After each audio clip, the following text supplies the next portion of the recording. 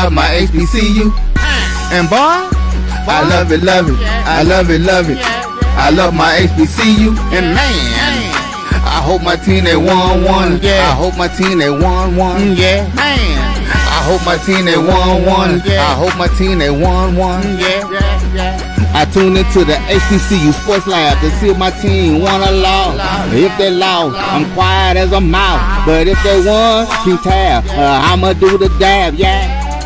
Dr. Cavil, he know what he be talking about. Mike and Charles, they know what they be talking about. They compress the analytic data with the hip hop. If you know them like I know them, they gon' tell you if your team, if they won or lost, and who the ball. So listen to Professor, yes sir, and pay attention, cause he gon' teach a lesson. Welcome to episode 706 of Dr. Cavil's Inside the HBCU Sports Lab. This is the Indy Report. Shout out Dr. Cavil, man. I know we probably wanted to have episode 706, but unfortunately, that ain't gonna happen this go around. So we can try to shoot for 806 for him. But shout out to the brothers out of Fraternity Incorporated. We got Big Reek, and we also have Brandon King. I know he's occupied with some things, but Reek, how are you doing, sir? I'm doing okay. How are you? Yeah, I'm okay. How are you? Look, I'm still recovering. Still recovering from Saturday. Yeah, oh yeah. I'm still recovering from Saturday. I would like to know what's been the most difficult part. That we're gonna be playing QB6 on Saturday. Oh, QB6? Wow. Yeah, we lost two. We lost two before the season started. We lost two during spring, and then we lost QB1 and 2 during spring, and then we lost 3, 4, and 5 last Saturday. But we'll get into that. Yeah. I'm gonna go ahead and run through the intro while Mr. King gets situated. Welcome to episode 706 of Inside the HBCU Sports Lab radio show and podcast, the show that's covering the sporting HBCU diaspora, all things HBCU sports for institutions large and small, from the NAIA to the NCAA. We share insights and information on the HBCU sports culture and HBCU athletic aesthetics to facilitate the story of HBCU's athletic programs and the business of HBCU sports. I'm your host, David L. Rhodes, with my partner in crime, Tariq Wilson and Brandon King. Jeffrey Johnson's on assignment, probably with those twins. We are filming from our home studios and sending a signal live to our KCOH 1230 AM studios with the Texas Radio Hall of Famer, Ralph Cooper, in the beautiful home of Texas Southern University from Houston, Texas. Mr. King, how are you doing this lovely day? Pretty good. How are you gentlemen doing? I already talked about it. I'm still recovering. We're doing okay. Well, yeah, I didn't get a chance to hop on last week after the game. So look, I'm not gonna stick my chest out too much. You can. No, you earned it. You can. I will say this: you all are better than I thought, and I'm sure better than you anticipated. So I think, honestly, and in all seriousness, I think you all competed, and I think you got some things there. I really do, from what I saw. 3 turnovers, 3 big plays killed us. But I know y'all have some issues at the quarterback position, and the big plays did kind of eat y'all up. But outside of that, I mean, it wasn't. Offensively speaking, we didn't do too much outside of those plays. So nope, sure didn't. Yeah. I mean, and the wild thing is, one of them happened off of a turnover, which was more infuriating. And I think that was the, like, if we don't have a turnover or 3 of those plays, we win that game. It wouldn't have came down to the last second field goal. And Shaw Gibbs was very candid when they asked him about the blocked field goal at the end of the game. He said, we just got beat up on that play. Like, we got dominated. And that's exactly what happened. You go back and watch that blocked field goal, you guys just penetrated the line right up the middle, and that was that. Yeah. That was a wrap. And I said, oh, yeah, that's bad. And I had a good view of it at the game when I was in Nashville. Of course. You know what? I remember last year when A&T beat Winston-Salem State, and I said all wins are good wins. And then we proceeded to not win another game for the remainder of the season. It was about average winning 30 points at home. Oh. I just, you know. But I guess I'll start with mine since we brought up the fact about the quarterback situation. Yeah, man. So I watched that Central Florida game from beginning to end, and Oof. the big thing that came out of that game for me was the speed of Central Florida, which I expected, right? But also the fact that we couldn't give up the big plays. We kept giving up the big plays. We gave up a lot of big plays. We were already down 7-0 from the gate because we gave up a kickoff return for a touchdown. So we were already behind the 8 ball at that point. But then when we started losing the quarterback, the last quarterback that played for us, he played his final 4 play. He played 40 plays with a broken collarbone. So because he was the last one left, they only brought 3 with him to Orlando. So he was the last one left. And the other 2 had dislocated elbows. And this one had a broken collarbone. So he's out for the year. Man, what kind of hits were they taking, man? Got hits. And then the way that they fell. Like 2 of them were freak accidents. But like the offensive line for us is not the typical offensive line that we've historically had at A&T. We got a younger group, not as good as before. I think we're not going to face anybody as talented as that squad this year.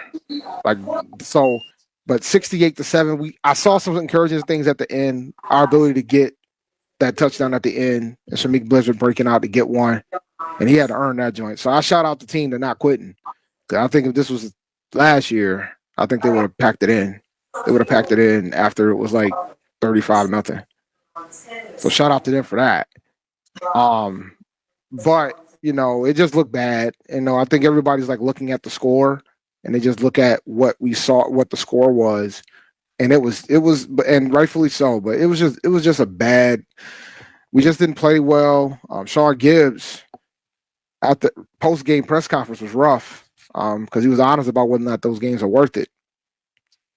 And I mean, we can always have that discussion point about whether or not the money games are worth it or not. But the reality is, it's going to take the economic structure is going to have to change how we do things to avoid playing those games. And when you talk about trying to get into the NFL, a lot of times those are the games that those scouts see, because a lot of them don't go out looking for our game, so to speak. So those are the games that the scouts see. But shout out to my buddy Gerald Huggins, who works at Morgan State. He was telling me that ever since Elijah Williams made the NFL roster, he's had teams coming into Morgan State to check him out almost on a weekly basis at this point, because it's clear that they missed something. And Minnesota pounced on it, and shout out to them. So now everybody's trying to figure out what Morgan State got going on down there in Baltimore. But it was a rough day. That was a very, very, very, very rough game, to say the least. It was bad. Like all in the first quarter. And the thing that killed me about that, so Champ Long was the starter last against Tennessee State, and he did a similar thing against Tennessee State. He had back-to-back turnovers. That's when he got benched. But Braxton Miller started, but then he got hurt. And then Champ Long came in and had 3 straight drives with 3 straight turnovers. So you can't. It's very difficult to win that way. Yeah, it's impossible. Yeah, it's very difficult to win that way. And the thing, and I think one of the turnovers that was very bothersome was that there was one where he was scrambling, and nobody touched him. He just lost the ball. And he did a similar thing when we played Tennessee State. Just lost the ball. Nobody touched him. Nobody was near him. He just lost control of the football. And he can't do that. And I got well wishes for all the quarterbacks that got hurt. We're gonna get them back. But as of right now, A&T only has 2 healthy quarterbacks on the roster currently. Whew. 2. Do they have any game experience? Noah Sanders has a little, but he's not even getting the start. It's going to be the true freshman. Nelson Lane, I believe his name. Nelson Lane. So it's going to be the true freshman. He's going to get the nod.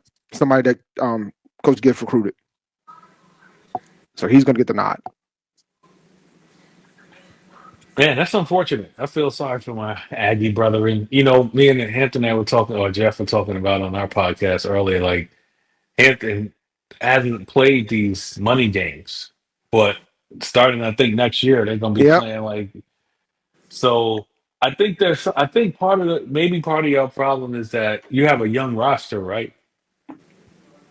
Like when your roster is a little bit more seasoned, then you could take those blows. But like look at South Carolina State. I mean, they hung with South Carolina, you know. I don't know if they got injured, but they hung with them boys. So I'm guessing like the age of the roster impacts, you know, what kind of beatdown you're gonna get. Because It I think it's the opponent too, right? The thing about South Carolina State is that they either play South Carolina or Clemson every year. Like that's what they do, right? They play a local P5, P4 squad every year, right? But like A&T typically historically would go we'll play a G5. We'll play an ACC squad, a local ACC squad, which isn't on the level of the Big 12 from that standpoint. Like we're talking Duke or UNC, right? Like we'll play them, right? This is our first time playing a Big 12 opponent. That's a different beast. And I think it showed. So and the thing is right now Aggies are out here talking. Some Aggies are talking, hey man, we gotta cancel that game against Georgia in 2030. And I said, well, I think A&T had a different trajectory where they would be at 2032, right? Like I think they scheduled those games thinking that they were going to be close to the P5 level, close to being an FBS at that point.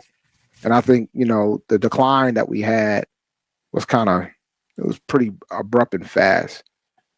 I'm gonna give y'all a trivia question. Sure. When was the last time that A&T beat a team with a winning record? What's it, 25?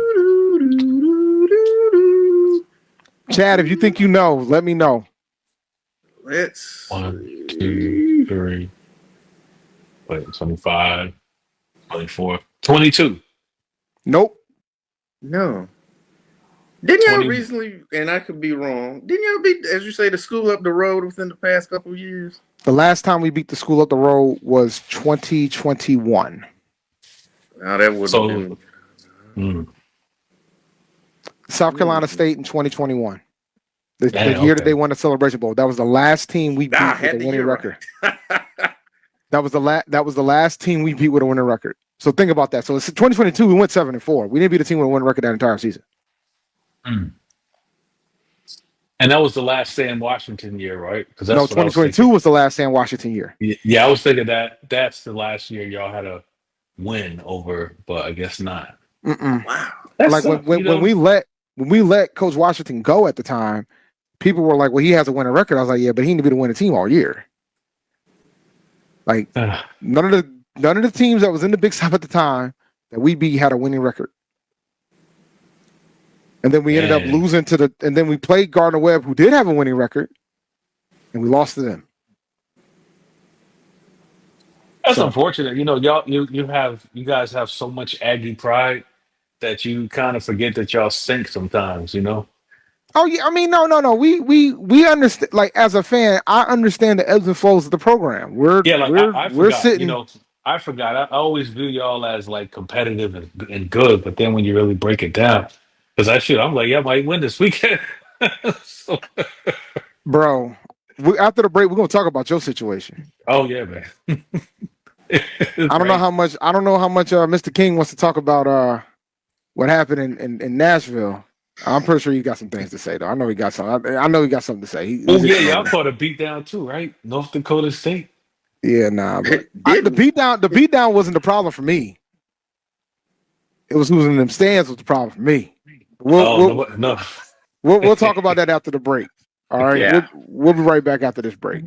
Yeah. Get ready for the inaugural Unity Classic, Saturday, September 13th at Nathaniel Glover Community Field and Stadium. It's a clash of the Virginia Union Panthers of the CIAA and the Edward Waters Tigers of the SIAC. Plus, an HBCU band battle between the Edward Waters Triple Threat Marching Band and the Virginia Union Ambassadors of Sound. The inaugural Unity Classic goes down in due fall. This is Ryan Fulford. AD Drew and I are co-hosts of the BCSN Sports Lab. We talk about all things related to HBCU athletics. From the games, teams, coaches, and fan interest stories, we cover it all. You can find our shows on Facebook at BCSN Sports Lab, YouTube at MyJBN Online, and everywhere you listen to podcasts like Anchor, Spotify, Google, and Apple Podcasts. You can also find the show on the Jericho Broadcast Network's app. Make sure to download. We look forward to you joining the conversation and being a part of the show. For over 30 years, HBCU Image has been more than just an apparel store. We've been a movement, a statement, a legacy. We celebrate the pride, the purpose, and the culture that make historically black colleges and universities legendary. HBCU Image, a Kenny T's company. This is the Dean of the College of HBCU Sports, Kenyatta Cavil of Dr. Cavil's Inside the HBCU Sports Lab with Mike Washington and Charles Bishop. Come mix it up in the lab where the course lecture is in session every Tuesday from 6 o'clock p.m. Central Standard Time on Facebook Live, YouTube Spreaker, or the BCSN app, as we discuss all things about the HBCU sports culture, including exploring the week that was in the sporting HBCU diaspora, as well as the upcoming week of HBCU sports. With me, the Dean, the College of HBCU Sports, on Dr. Cavil's Inside the HBCU Sports Lab with Mike Washington and Charles Bishop. Course lecture dismissed. ESPN Events presents Red Lobster Band of the Year, a title reserved for elite HBCU marching bands. A season-long competition that culminates in Atlanta on Friday, December 12th. Drum majors, percussion, drill, auxiliaries, musicality. All aspects will be examined by the toughest judges in the world of college bands. 4 will qualify for the big stage, where national champions will be crowned. Follow us on social media for rankings updates throughout the season. And join us in Atlanta on December 12th. For event and ticket information, visit bandoftheyear.com. Compress the analytic data with your hip hop. If you know them like I know them, they gon' tell you if your team, if they wanna lose, and who the ball. So listen to Professor, yes sir, and pay attention, cause he gon' teach a lesson. Welcome back to Dr. Cavil's Inside the HBCU Sports Lab. This is episode 706, and this is the Indy Report. All right, who wants to go first? Brandon, gentlemen, you can go first. Well, as you all know, North Dakota State came down to Nashville and opened up not a shipment container. Whoop ass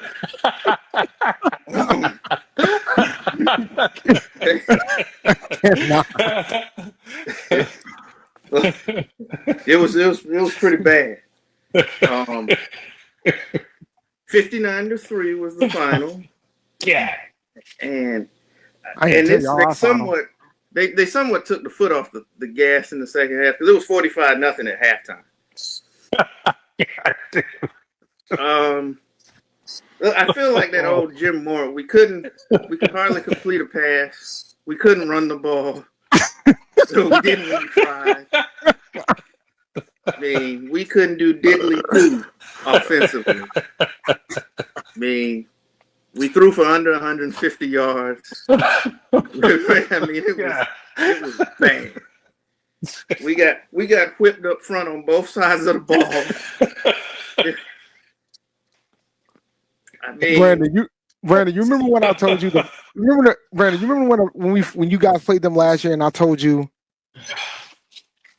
gotta go back and like the first time you play them, you gotta like look and see what positives you can find, and it's hard to find them. Like when A&T played them that one time, there was like there was 2 positives that came out of that game when we played them, and we lost like 40-something to 3. There was 2 positives in that game. Bashaw Tootin, real deal, ran for over 100 yards, and offensive line gave them some fits. But the problem was we kept turning the ball over, and we had no way to stop those guys in 2022 when we played them. We're not going to see what's going on with those. Well, wow. I concur. There's as I sit there and watch, it ain't too many positives that I can glean from that game. It ain't a lot. I mean, I know Coach Barlow was talking about on the OVC call that the guys competed, and Don't laugh, man. I mean, I guess in a sense they did, but I mean, when you're getting blown off the ball up front on both sides, and they just have their way. I mean, any way they wanted to do it, they did it. So, I mean, I I guess the only is that you came out of the game without any major injury, so there's That's that. key, bro. Everybody is relatively healthy, so at least you took that beat down and you didn't get any of your key pieces hurt. So I guess if I could find one positive, that would be it. It's not like we scored the same amount of points this year against them as we did last year, with a far more experienced and overall better team. So It was a 1 touchdown delta between last year and this year, because last year's team won the OVC. Yeah, I think the two games they outscored us 111-6, I believe. 52 plus. Yeah. Are y'all gonna renew that series? No, listen. The reason why they did that series so they can go to Nashville. Yeah. Who, North Dakota? They wanted to come to Nashville? They wanted the trip. They wanted to get to Nashville because the thing is, I guess they played the Citadel in Charleston the week before, so they just ended up staying. Oh. And so and there were more North Dakota State fans in the stands. Over by Kroger. And then Tennessee State fans in the stands last weekend. Really? Yeah. At least based on the shots that I saw. And then nobody's denying it. Like, they denied it when Wayne T was there, but nobody's denying it this weekend. You can't. I already know what you're about to say. What am I gonna say? There's a lot of yellow and green in the stands there. There's a lot of yellow and green. Fargo came to Nashville. Fargo absolutely came to Nashville. And then the thing too, like from the telecast, you can hear the cheers when North Dakota State was doing what they were doing.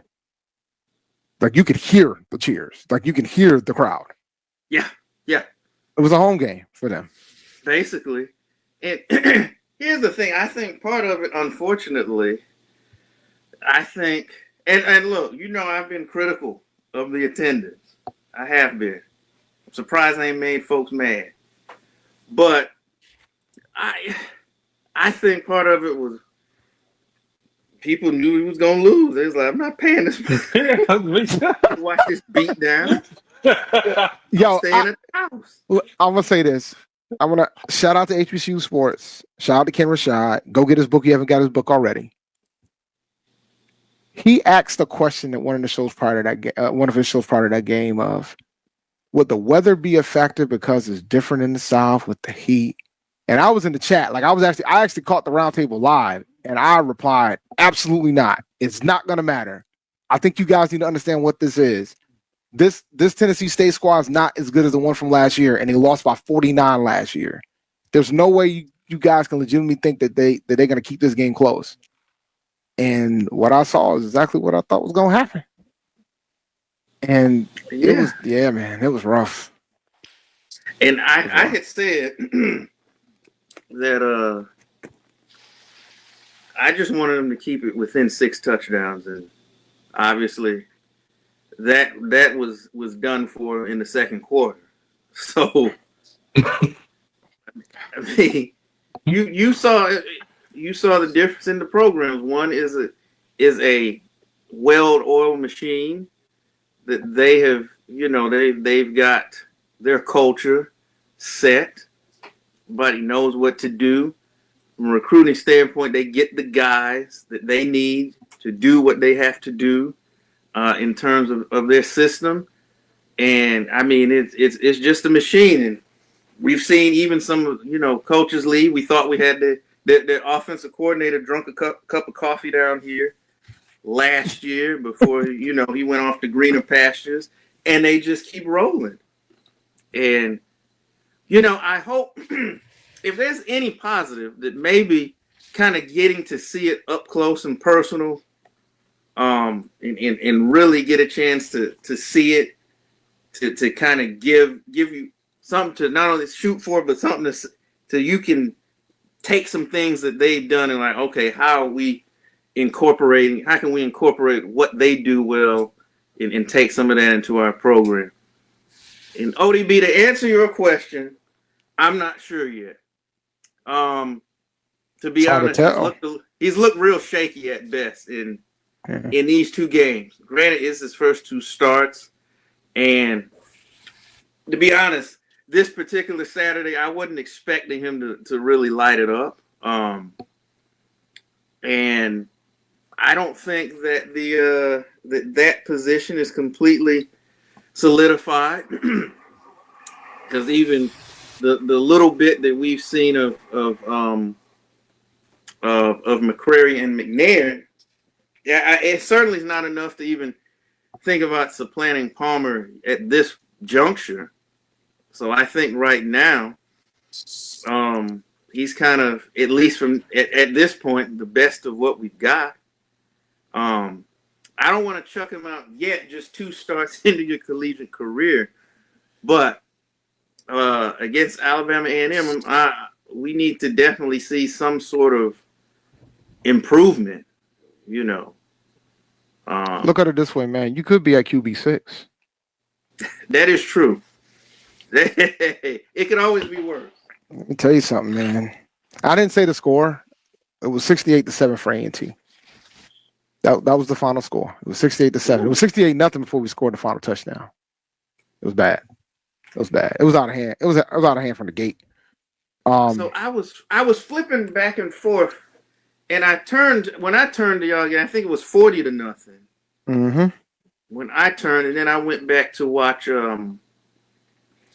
was it Alabama A&M? I think the Alabama A&M game, and I was trying to check. Yeah. I was trying to keep checking in on the Dell State game, and then it got lost in the shuffle. But 68-7. David, got a question for you. 2 questions. Sure. Number 1, did y'all bring your band? No. Okay. And there was some report saying that it was required for them to be there, which wasn't accurate. And the report and the news outlet did not retract the report. A&T, the Blue and Gold March Machine, released their schedule prior to the season started, and that game was not on the schedule. Okay. We typically go to 2 away games, and this year it was not. It was Tennessee State, and I think Elon or Campbell. Going to Elon. No, it'd be Elon. It's Elon. Okay. I guess the second question is, how much did y'all get paid? $475,000. I guess that paid for the coach's salary, I guess. Nah, that'll pay for some of the other programs. That's going to go towards the entire athletic department, like it always does. I know a lot of Aggies was discussing, hey man, we gotta quit going out of these money games. Like, hey man, we could use some money. Hey man, we got to start paying these players. Hey man, this thing isn't free. We're in a conference where now there are teams that has an NIL set up. Hey man, we gotta if you want to compete, that's what you gotta have. Yeah. But the CAA's as a whole been focused more on basketball than football from that aspect. Mm-hmm. Yep. So that's where the money's gonna go. Like, yes. I know folks don't want to hear that, but that's the reality. Yep. I know our women's basketball program, from what I understand, our women's basketball program NIL is going to be among the highest definitely the highest in the CAA, but it's going to compete with some of the other big conferences too. So, because that's where the money's going. Yep. And men's basketball is going to get some dough too. Like, that's just what it is. Like, you're going to have to figure out you have to come up with a solution getting these players. Damn. But back to Tennessee State, I'm sorry about that, Brandon. That's were you there for that live? No, I couldn't get down there for that one. Okay, that's good. That's good for you. Ain't no worse than that, man, being in the stands. God. So I watched it live. I've been in the stands in the box for some of the beatdowns that we have taken in previous years. But nah. Look, if I would have got passes, I'd have figured out a way to make it work. Mm-hmm. But they ain't had no extras, so I couldn't go. So D-Lob, the QBs got hurt after hits, but I think like from what I understand, one of them kind of didn't fall properly. That's why they had like a freak injury. Like it was just, but a lot of it was like blindsided hits. I saw the one for the third QB for who also was a true Jair Walls, and that one was rough, man. That was a tough hit that he took. But we didn't realize he was hurt because he stayed in the game the whole time. So, but Champ Laws was pretty bad too. Champ Laws was blindsided. That was pretty rough too. That was a rough one too. And he was out immediately. And it was right after he had another turnover. Like he had like 3 turnovers in the short period of time that he was in the game. By the end of the first half, he had 3 turnovers. So yeah, but I mean, he did the same thing against y'all. You know, but the difference is we actually was able to stay in the game against y'all. Yeah. Central Florida was like one big play. It was like they had so much speed, man, everywhere. Speed everywhere. They were stout up front on both ends. It was bad. But that's a Big 12 team. Yeah. So like that's what you're gonna get. You know? Speed at that level, it can be this different. Oh my God, man. I'm thinking to myself, man, we need that. But and then you gotta remember, they're on payroll. That's a payroll. Some of them players making more than the coaches at A&T. That's the reality of it. So we got to take all those things into account when we make the decision to play these games. I think we need them because I think we should do them, but I don't know if we want to go all the way up to the P4 level. I don't think so. But you know, keep it G5. You know, take $300,000. You know what I'm saying? Take $275. Take $300 because you guys going to Maryland next year, right? Yeah, Hampton's going to Maryland. Yep. No, you don't play Maryland. Play Old Dominion. We play that. We play them too. We play them after Maryland. Yeah. Play. Don't play Virginia. Like, don't play Virginia Tech. Like, don't play them. Play a G5. Play a G5 or something like that. Like, don't stay in that G5 realm. You know, then maybe just maybe if you have a good squad, you might could pull A&T and beat East Carolina. Like, play them. Yeah. Play them. I can't say too much on that because I know in the next 4 or 5 years we play Tennessee. Y'all play Middle Tennessee State and whatever. They'll probably win, but whatever. Tennessee and Georgia. Wow. You on the Georgia train too? Yeah. Oh boy. All right. After this break, we're gonna talk about how Elizabeth City State should have beat Hampton this weekend. Yeah, should have. Yep. We'll be right back after this break. Mm-hmm. If I can find a commercial.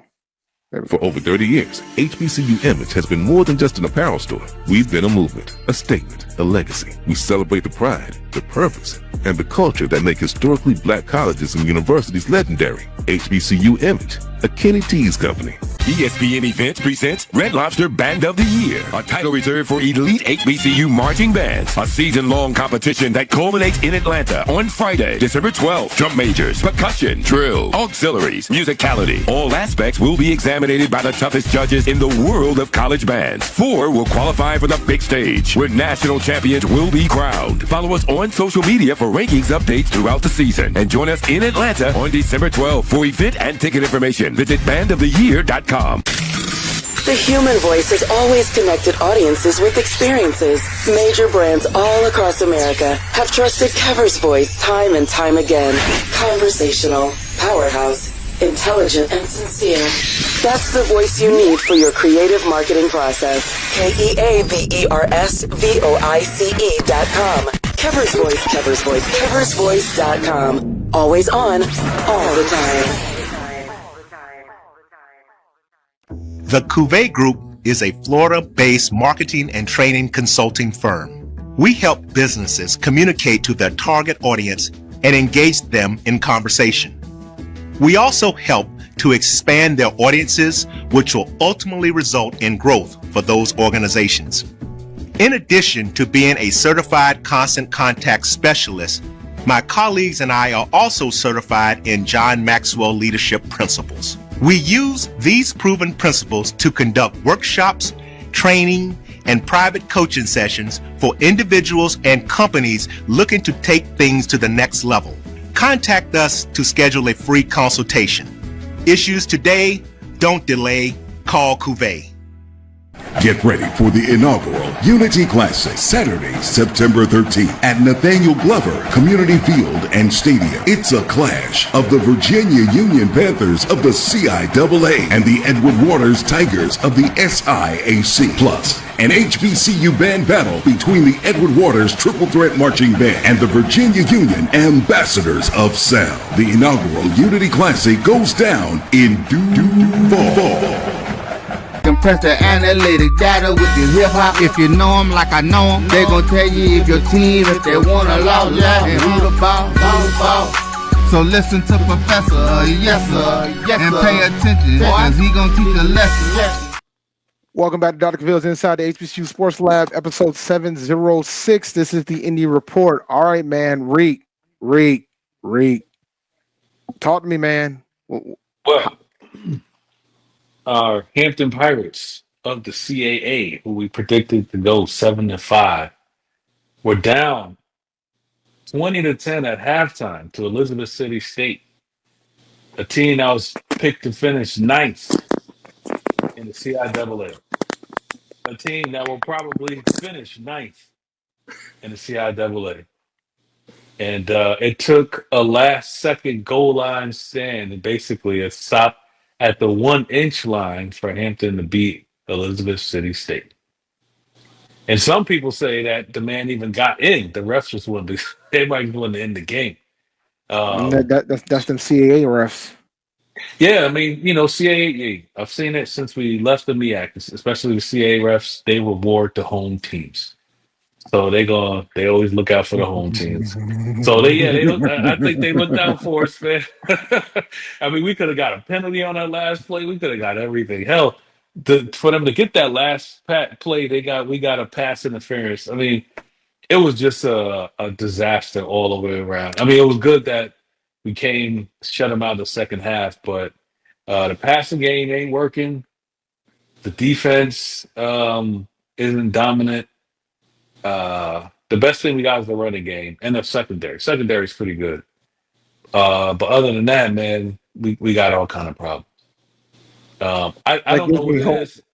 That gives me hope in Greensboro. Yeah, I wouldn't be surprised if y'all won. You shouldn't win, but I wouldn't be surprised at all because we don't play smart. Like what they did, Elizabeth City, they did what Jackson State kind of learned. Like, just wait for us to self-destruct. Just wait. You ain't gotta do nothing exotic. You ain't gotta blitz. You ain't gotta do nothing. Just wait for us to fumble. Wait for us to run into the kicker. Wait for us to go sack your whatever. We gonna do it. And so just wait. So that's what they just sat too deep the whole game. Too deep safety. They say run the ball. Go ahead. They got 300 yards rushing. Still almost low. So I expect for y'all to do the same exact thing. Say just wait for us to self-destruct. We ain't got we're down to QB6, man. You know what we're gonna do. We got some we got a staple backs too, so I ain't worried about not having the ability to run the ball.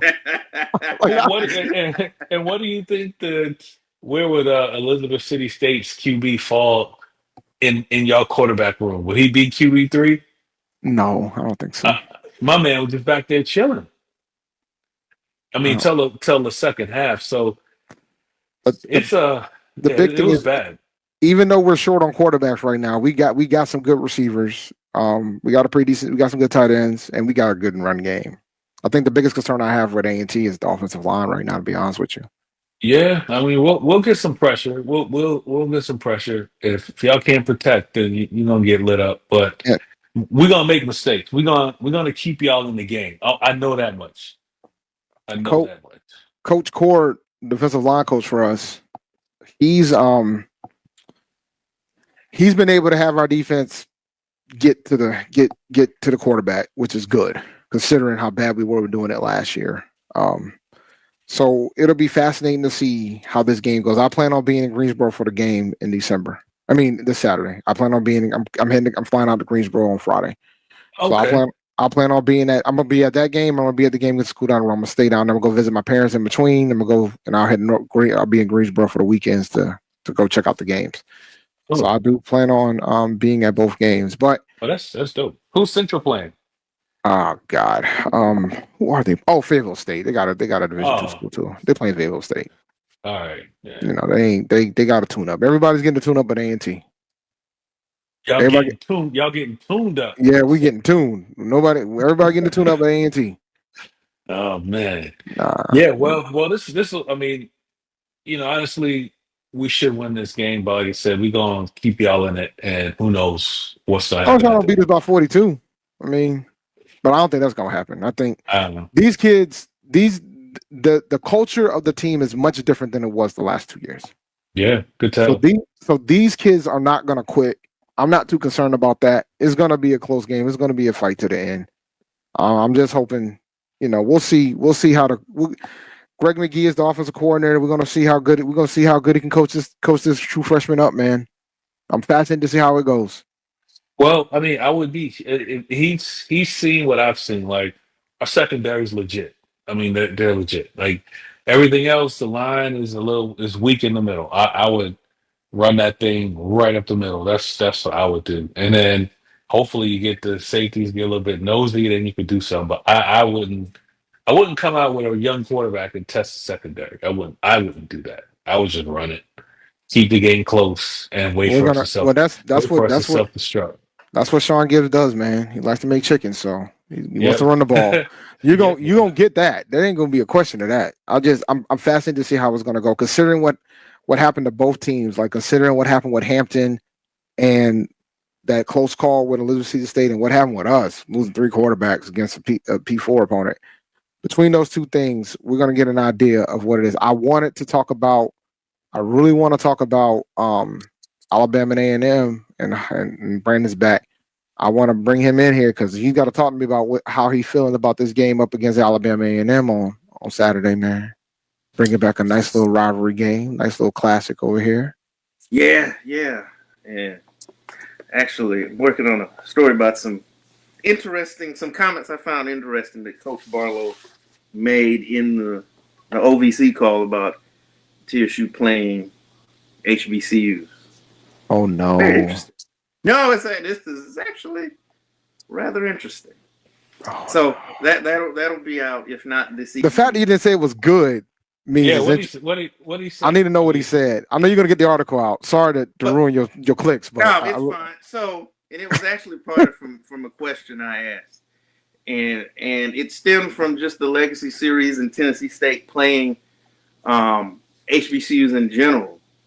And basically, he said, and he said what what's the worst kept secret in the HBCU sporting diaspora in terms of what people, particularly the fan base, feel about TSU's place in terms of where they are, and that that they want to play more HBCUs. And he said to that end, that's something that the alumni, the fans want, and they're the customer, and the customer's always right. I'm cutting down. That's basically what he said, which I found to be quite interesting. Well, now but unfortunately, hopefully his boss is listening, and the boss's boss is listening. I will say this: I pulled up Instagram, and because like our chancellor isn't on Twitter, our chancellor's on Instagram. So I looked at the chancellor's post, and it was a picture with your president talking about the fact that the game happened and thank them for the hospitality. Hopefully they'll do more. So it's fascinating. Maybe you got a president in there right now that might be willing to move the needle a bit. Well, and so there's a lot of people that certainly hope so. Yeah. Well, you only got 2 options, man. I know one conference that definitely needs you. There's one that'll love to have you, and there's one that definitely needs you. So you got options. We do, and like I said, this is going to be interesting to see what happens with the Big South OVC. I said it. I don't think that teams are done left. I can't get it out. That are done. They're more. I don't think there's just going to be TTU leaving. Oh no. Y'all gonna lose. Y'all might lose a team or two. And I think that if I hate to say this, when that other one happens, if you hadn't started looking around, because the term I've used, the grass is moving underneath your feet, and you don't want to be Will Smith left in there turning the lights off in the man, everybody else on the left, and you standing there. Mm. And the thing is with you guys, y'all are in the major market. Major market. Y'all could have like a bidding war, actually.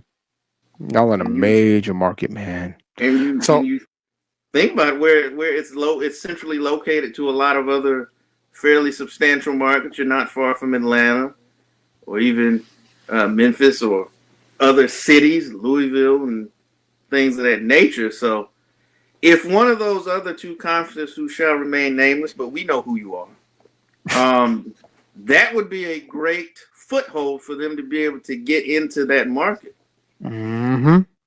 Because the other thing is as Nashville is becoming more of a transplant city, so now you are potentially spreading your influence further because now you're getting, maybe you've got these families coming in from these other places that are now exposed to your university and your brand of football that might not otherwise have that opportunity. So, a conference, obviously, if they're looking at it, they got to know that. They've got to know that. Y'all might decide to jump to a conference where they already got HBCUs in it. Man, hey, I was about to say the same thing. Bruh, like I keep it a bean, but I mean, we talked about this before. Like, the other two would feel a way about it. I can tell you that. But I'll tell you what. You know who was at that Tennessee State and A&T game? I was hoping the commish. Oh, really? Yeah, he was there. I took a selfie with him and the chancellor. Yeah, he was there. He came to the A&T tailgate, the AAF tailgate. Come on, Tennessee State. The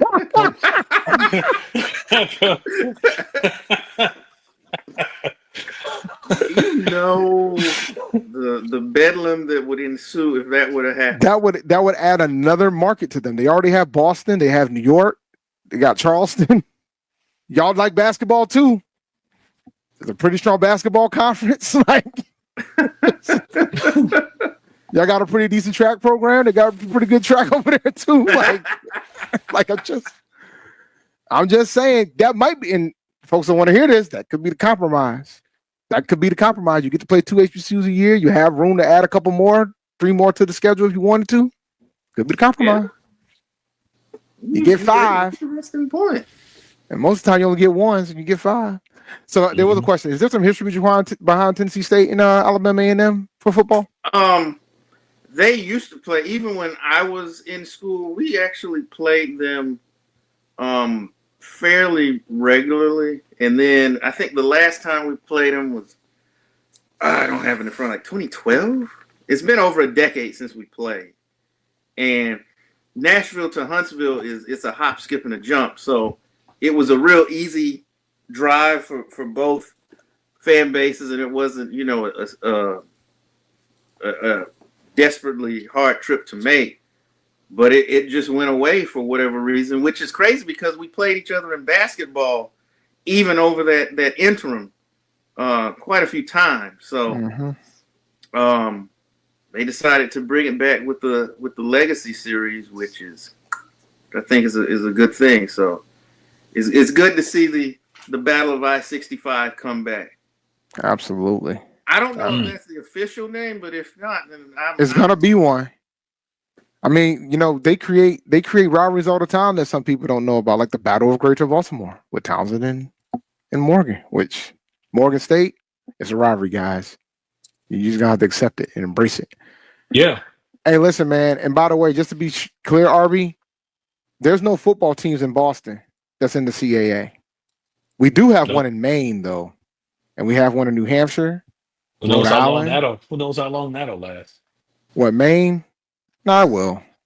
But my big thing right now when it comes to the structure of CAA football in general is that right now the Northeast teams are getting all the love, like all the love.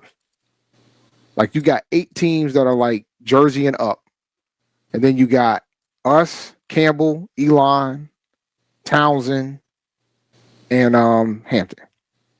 So you got one Virginia school, one Maryland school, 3 North Carolina schools, and the rest of the schools are in New York, New Jersey, Maine, New Hampshire, Rhode Island. Why do you think that's happening? I have theories. Yeah, right. I think they're gonna split it. I think they're gonna split. At some point, they're gonna split it up. Because CAA football, and I always say this, and a lot of people don't hear when I say it. CAA football is separate from everything else within the CAA.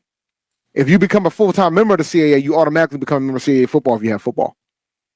But CAA football is separate. About half the teams are football only.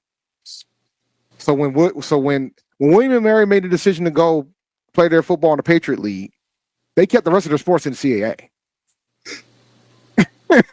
Because they know Richmond only plays football in the CAA. Everything else is, I think they're in the A10. I think they're in the A10. They're in the A10. So I'm not worried when those schools leave, right? I'm concerned if Charleston leaves or if Northeastern leaves. Like those are the ones I'm like, oh, this is now I'm concerned. I'm not worried about these football schools leaving. We still got 13 teams. Like we're still one of the more larger. We're probably still the largest conference in football.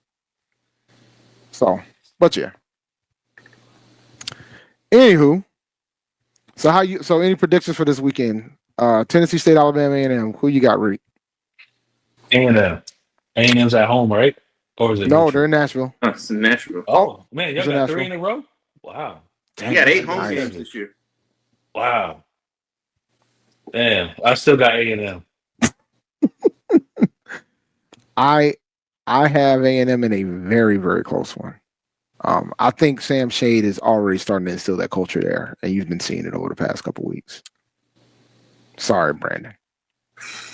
I apologize. It's fine, because I'm kind of leaning A&M, and here's why I think they can score, and we can't.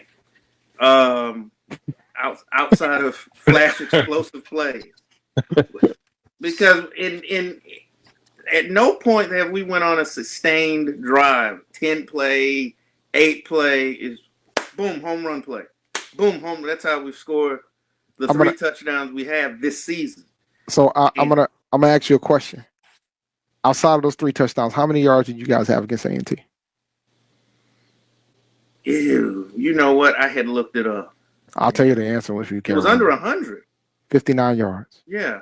Outside of those 3 big plays you guys got, y'all only got 59 yards of offense. Y'all couldn't keep a drive going, man. Couldn't. And one of the, and like I said earlier, one of those big home run plays was after a turnover. So, you know, you got the win, so that's all that matters. But that was a crazy stat when I saw it. I gotta be honest, Mr. Brown concerns me. Yeah, he looks good, man. What I saw him do last week, man. And I don't think Alcorn's that good either, but just to temper. I mean, Alcorn lost to a team. Alcorn lost to a team they ain't won a football game in 3 years. Yeah, that is true. Well, you know, I hear Southern's got a new offensive coordinator. I'm just saying, maybe there's big head. And the funny thing about that is that new offense coordinator you speak on hasn't called a play in almost 15 years. So like you could take that as you wish, ladies and gentlemen. You got fresh ideas, fresh legs, man. That's what you're rolling with? Okay. All right. Okay. if that's what y'all want to roll with, okay. Hey, he said something during the interview. They was like, "Yeah, that's my man. We want him." Something. He said something. I mean, I heard the alumni base. That's who they were rooting for. So he ain't gonna roll out the wing T. I hope something like that. Wishbone. All right. I wonder, is the head coach, did they just promote the new head coach and just don't know it? No. Oh my God. No. I think if this doesn't turn around quickly, I think there's going to be a house cleaning type of thing going to be going on. I don't think the new offensive coordinator is going to probably be in the running if they decide to go move on from another head coach. That's just my thoughts on that. So A&T and Hampton, before we close out, man, you know who I'm going to pick. I'm pretty sure we know what Reek's going to pick, but Brandon, who are you going to pick? Hey, man, honestly, I'll be honest, if y'all didn't have the quarterback issues, I would have picked y'all without a second thought. I respect that. Based on what I saw. But then y'all were struggling with ECSU. And the final score is going to be like 20-17 or something like that, or 21-17 or something like that. It's going to be a very close game. My prediction. I'm gonna have to go A&T. Let's go by the narrowest margin. Yeah, I ain't mad at that. Just because, defensively, granted we are offensively challenged, but we couldn't do nothing for all but 3 of the 43 or so offensive plays we ran. So defense travels. Is it there? Is it in? No, it's in Greensboro. It's in the borough. It's a home opener. Okay. So it's going to be a lot of emotions, right? This is Sean Gibbs' home opener, first time going through the tunnel as the head coach, even though he was an assistant there for over a decade. So it's going to be, and it's a night game too, 7 p.m. night game, man. I'm gonna get to compete. 24-17. I haven't given you a score. What was your score, Reed? I think I like that 24-17. My prediction is Hampton's gonna win the game, but A&T's gonna feel like, dang, we should have won it. Like Tennessee State. And considering that this might be my only shot, like it ain't gonna be fun for the rest of the schedule. It's not gonna be a fun ride. We gotta play Monmouth. We got some tough games coming up. Man, you see Monmouth's offense? Yeah, man. Oh my God, man. They gonna hang 60 on anybody. Oh my God. All right. I gotta close the show. I want to make sure we get the predictions in. Real quick, is it airing on Flow Sports? Is it on It will be free on YouTube this week. We're the game of the week. So pull up Flow Sports on YouTube live at 7 p.m. We will be on YouTube this week. Every week they pick a game of the week, and we got selected as the game of the week. So we will be on Flow Sports YouTube channel this week. I'll be tuned in. Or Florida College. It's going to be one or the other, but they announced it today. We're going to be that's where we're going to be. So you guys ain't got no excuses. I don't want to hear you with the Flow Sports slander. Y'all ain't got no excuses this week. It's going to be right on YouTube, live on YouTube. Hey man. Flow Sports crashed last weekend too. It did, but you know what they did? They put all the games on YouTube. They put them all there. Mm-hmm. You could have caught them all on YouTube last week. But all right, let me close out because ONG Strike Zone is about to go live. Thank you for listening to Inside the HBCU Sports Lab. Make sure you share our podcast with your friends and colleagues. Make sure you go to sneakershoptalk.com. Brandon King got a pretty good article out talking about what Reggie Barlow's comments were. Make sure you check out HUPowership.com for all your latest Hampton news and things of that sort. You can follow me on Twitter at champd1012.